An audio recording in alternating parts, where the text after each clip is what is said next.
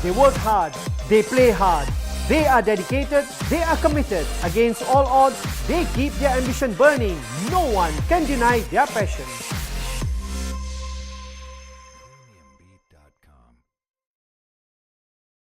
Pistol Pete, El Pistolero. To get such a nickname, you must do something right, that is to score goals. You must be a sharpshooter, and indeed, I have the sharpshooter here himself. Pete, welcome to the show. It's great to see you scoring goals, you know. But first of all, I think the best way for somebody to introduce themselves is to say, you know, to tell people who they are. So can you please tell us, give us a bit of a background? Oh, well, my name is Peter, so Pistol Pete was a nickname given to me. Because you score goals? Yeah, I used to score goals for fun, but I'm not sure now. I like that, score goals for fun. Yeah, score goals for fun, but I'm not sure now. Still playing, you know. But yeah, I'm managing director now for a company, managing a company of 70 people, right? Working hard daily, you know, with a lovely family, you know, lovely wife and kids. But you know what? Football is still in my blood, and I've always wanted to be a professional footballer.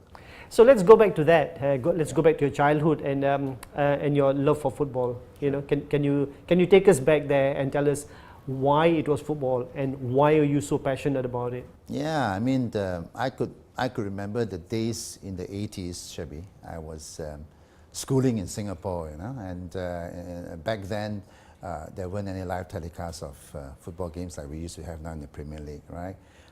At that time, our you know, we listened to the radio, you know, the BBC World Service. I'm sure you can remember, Shabi. Yeah? Brings back memories for me too. And you know, they have the segment Sports Roundup at I think about 9:45 p.m. in the night, and you know, and they have the live telecast most of the time. I mean, live broadcast, radio broadcast, you know, BBC on the match of the day, match of the week, you know. And then occasionally there's you know, a telecast of the big league soccer. I'm not sure whether you remember that. Very true. I do. Big league soccer, and you know, started watching those games and supported, you know, one of the top sides of English football then, Everton Football Club. Get the interest and started playing football in school as well. You know, school, primary. And how did you progress with football in college? I think it's interesting. When I was doing my college in Singapore, I played in a school team, and I've got a few notable teammates who went on to play for clubs in Singapore and to play for country, Singapore. And Goh Tat Chuan, I'm not sure you remember Tat Chuan? He plays a defender for the country. And yeah, basically, you know, a good time, and we're playing very good football at that age, you know, at the junior college level, you know. And if you ask me, that was when I've told myself I wanted to be, you know, to be a professional footballer, you know, play for a club, hopefully, you know, playing for Malaysia one day, you know. So yeah. But you couldn't do that simply because you had to make sacrifices. Yeah. And Pete, can you tell us what was the turning point? At what point you had to decide that you wanted to go to university, become a very rich man that you are today, or be a professional footballer? I'm not sure about rich, but you know, yeah. But you know, I come from I wouldn't say a well-to-do family, Shabi. You know, and I think looking back, you know, I've got to decide between playing football as a career, as opposed to, you know, getting a degree in the university.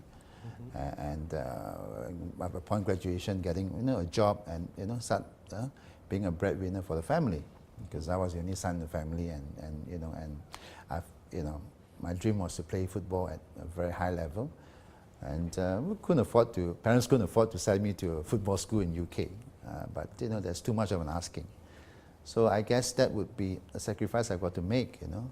But no worries, I'm still, you know, I'm okay. It's a choice.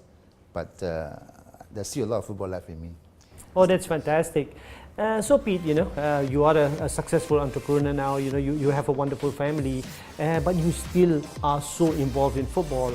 And when we come back, we're going to ask you about your day-to-day involvement in football. Maybe more so now than if Pete had become a professional footballer. So don't go away.